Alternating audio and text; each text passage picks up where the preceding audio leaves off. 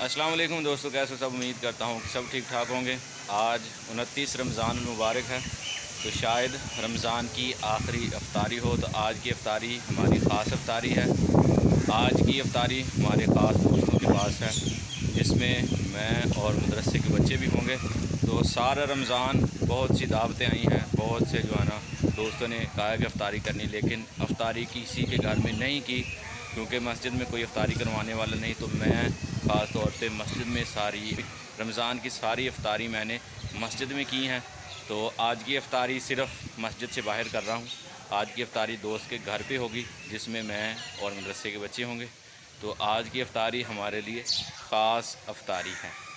माशाअल्लाह, अल्हम्दुलिल्लाह, ये हमारी अफ्तारी है, ये आप लोग देख सकते हैं।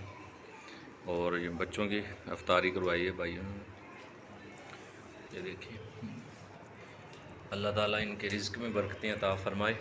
अल्लाह ताला जिस मकसद के लिए इन्होंने इफ्तारी का अहतमाम किया, अल्लाह ताला उसमें कामयाबियाँ अता फ़रमाए। ये देखें, ये इफ्तारी करवाई है ख़ास तौर पे। तो जी दोस्तों, ये थी आज की वीडियो। अगर वीडियो अच्छी लगी है तो चैनल को कर लो सब्सक्राइब। अगली वीडियो के लिए दी मुझे इजाज़त। अपना बहुत सारा ख्याल रखें। अल्लाह हाफिज़।